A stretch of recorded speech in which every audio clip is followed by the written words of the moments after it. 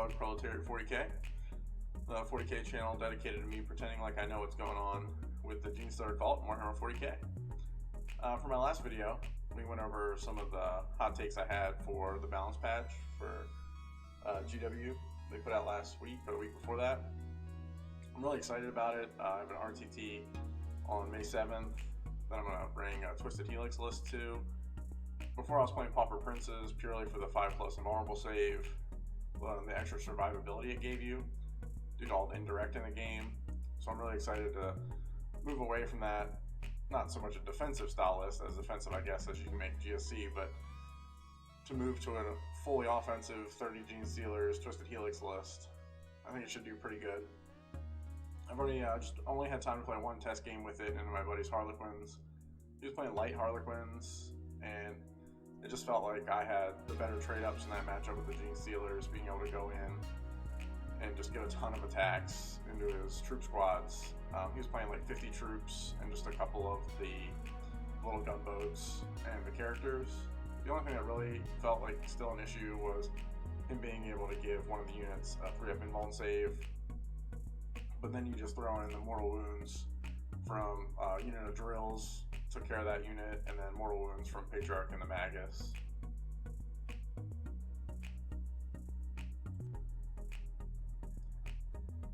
So we have also some new subscribers, which I'm really pumped about. We keep getting more and more as the videos come out. I really appreciate if you guys could subscribe to the videos. Feel free to comment.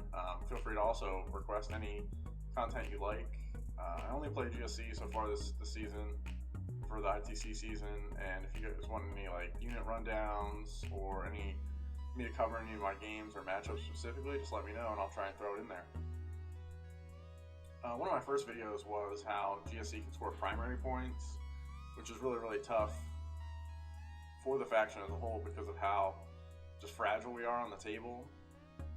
We don't have a lot of bodies that are anything better than a T4, T3, and a 5-up regular save. And we have ways to fix it, like with the Pauper Princes 5-up invuln save, Bladed Cog 5-up invuln save that can go on like Aberrants, which is probably our toughest unit. But now, I feel like the lethality in the game with the indirect being gone, especially if you're playing FLG events with player plays terrain, you can explore those other avenues of approach to hold the primary of just by being aggressive and pushing into your opponent's objectives with your OBSEC.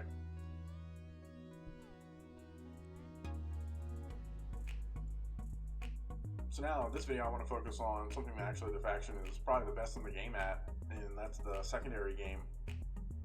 Genestealer Cult have some of the best ways to score the Battlefield Supremacy and Shadow Operations categories, and we have access to pretty decent psychers, so we can make use of that psychic secondary as well.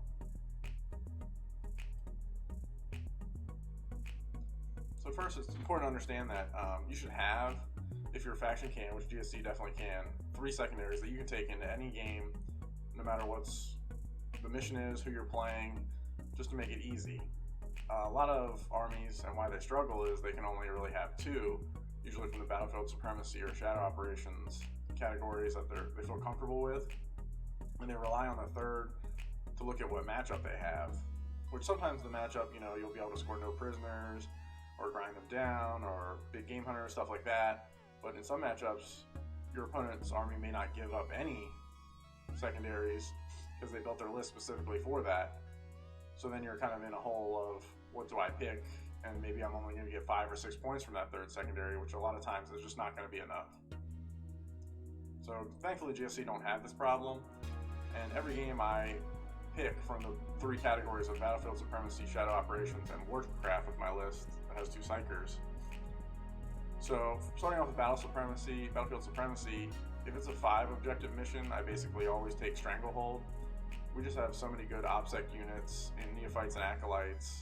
Neophytes that just can, deep strike down, lying in wait 3 inches away and just steal primary with the amount of bodies they have, or reviving with Acolyte icon wards or their own icons back onto primary objectives, because you score primary at the end of the phase, and you can also hold that Stranglehold by reviving onto an objective at the start of your turn. We just have so many ways to hold those objectives. You're going to want to hold those that third objective anyway, a Stranglehold just makes sense. I think every time I've taken Stranglehold, I've gotten at least 9 from it, and 9 I would say is a bad game of Stranglehold. I'm really looking for that 12 or 15.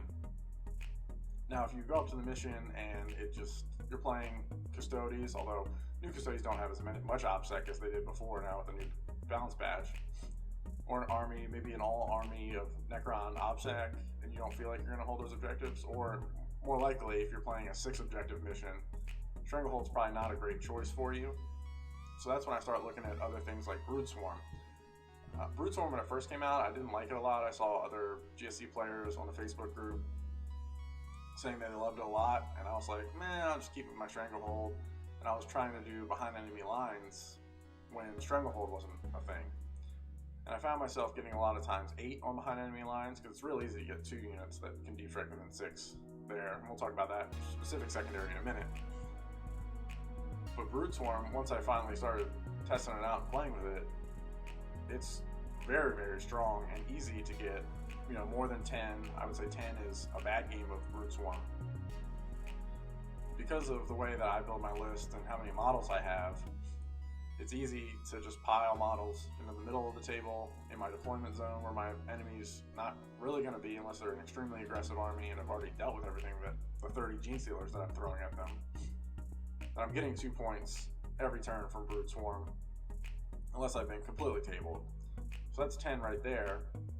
And then as my opponent leaves their deployment zone in turns 2 and turns 3, they have less and less bodies over there. But I'm also putting Acolyte squads that can defrag within 6, Neophyte squads that can defrag within 3 with lying in wait back there to steal objectives. So I find myself having more models in my deployment zone, the middle, and theirs for that 4-point swing. So it's easy just to stack past that 10 if you're getting 2-2-2 for 5 turns, 1 or 2 turns of 4, you're getting a really good score from Brood Swarm. So I would take Stranglehold if it's 5 objective missions. I feel like it's more reliable, just in case you have to play the attrition game of you're losing a lot of bodies and that Brood Swarm might not be as effective later. And if it's a 6 objective mission, or I don't feel confident through whatever means OBSEC or 6 objectives, that I can't hold more primary, I'll take that Brood Swarm. Behind enemy lines is a decent secondary for us if you're playing a deep striking list that's maybe wants to come down and shoot or try and make those deep strike charges. That's kind of just not the way I play. My action units are usually 3 units of 5 Acolytes, just bare bones, that are going to come down and do my retrieve knockman datas and things like that. And just having to have, you get 2 points for having 1 unit in your opponent's deployment zone, which is pretty easy. You can get 2, not every turn, you're not going to do it turn 1 generally. And then 4 points for 2 units. So when I first looked at this, I thought 4 points for 2 units, I can destrike units all day in my opponent's deployment zone. But you just start to run out of units, and you don't always want to be all the way back in your opponent's deployment zone. And once those Acolyte squads from my list have been killed and they've done their retrieve, I found myself getting 8 points, 10 points. It was kind of my max, so I've kind of dropped behind enemy lines altogether. But I can see how you could build a GSC list to specifically focus on it. I just don't think it's the most effective secondary. Speaking of not the most effective secondaries, I really don't like Engage on All Fronts. There's no argument you can definitely score in GSC and Engage on All Fronts, but it kind of dictates where you need to be on the table to score those points. 2 points a turn from being in 3 table quarters isn't amazing. That's just going to leave you with 10. And then I don't always want to be in all 4 table quarters. I don't want to go anywhere near my opponent's big block of Terminators, Death Guard Terminators, or whatever he has on 1/4 of the table. I want to stay as far away as possible. I definitely don't always want to sacrifice a unit just to score an extra engage point to be in that corner. So I've just found Engage is, especially for Genestealer Call, because we have other options like Brood Swarm in this category, I just don't find myself taking it that often. For our next category, I think this is our best category that we can score a bunch of points in, is Shadow Operations. Retrieve Knockman Data is basically an automatic 12 for Genestealer Call, with the ability, with lying wait, to defrag the unit within 3, to come down turn 2 or 3, within 6 inches and not charge. So generally, turn 1, I'll do this in my half of the board, somewhere 1/4, with neophytes or acolytes, or even Genestealers if they're just hiding and hanging out.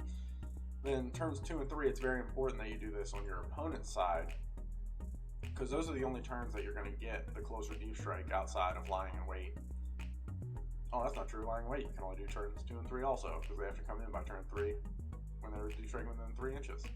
So turns 2 and 3 are the only turns that you're going to come in within 6 inches or 3 inches, because every time you put a unit back up in reserve and come back down with the strat, that unit has to come within 9, which a lot of opponents, if they're savvy, have a lot of practice blocking out 9-inch deep strikes, because that's what they're doing for every other army in the game. Genestealer call is unique in that we can come in within 8 or 6 if we don't want to charge to score those knockdown points. So the turns 2 and 3, you need to be putting your 5-man acolyte squads in your opponent's side of the table to retrieve knockdown data in order to ensure you get the 3 table quarters, and then you've got 2 whole turns to pick up a unit and put it down if you need to in your other table quarter, or just run the unit over so it's outside of that 6-inch cross in the center to score retrieve knockdown data. I was taking teleport homers in some games, because it's just one action, gets you 4 straight points if you do it in your opponent's deployment zone. But the issue I found with that was I was getting 8 points or 10 points a lot of games, because I would do it within 12 of my opponent's deployment zone for the 2 points around turns 1. And turns 2 and 3, I could put my acolytes in my opponent's deployment zone to complete the action for 4 points in turns 2 and 3. And that would leave me with 10. After that, though, my opponent would realize it was important to screen out his backfield for my 9-inch deep strikes, because that's the only deep strike I would have left. And that would leave me with 8 or 10 points for retrieve teleport homers. I've been taking retrieve knockdown data basically every game now, because I know I can get 12 from that, as opposed to the 10.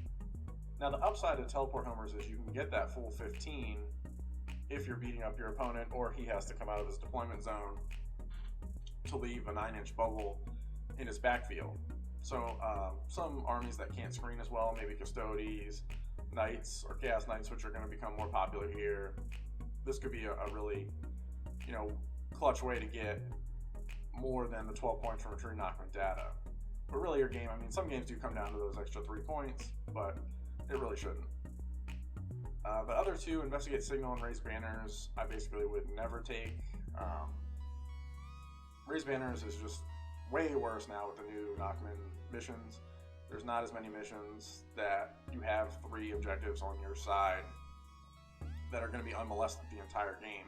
Even the objectives that have 3 objectives close to your deployment zone, usually 1 in and 2 just outside of, your opponent has a lot of incentive to come and fight you on those objectives and take down those banners. Investigate Signal is just tough because you don't have units that you want to throw in the middle of the table that aren't also going to charge.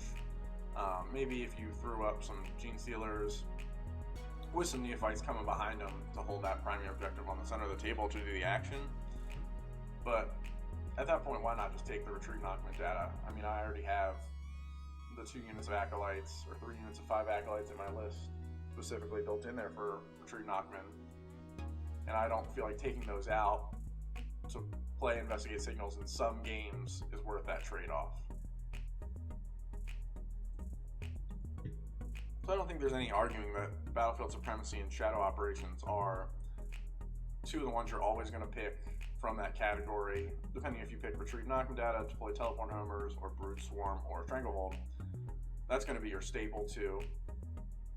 This third category, I'm sure there could be some argument in it. Mine, for my specific list, with just a Patriarch and a Magus, is Warcraft. Psychic Interrogation has just gotten so good now that it's 24 inches, doesn't need line of sight, and into so many armies in the meta, like Tau, that you can just cast the power, and each time you do it is 3 flat points. Your Patriarch and your Magus have ways to pick up off the table and deploy down, even into armies that want to hide their characters.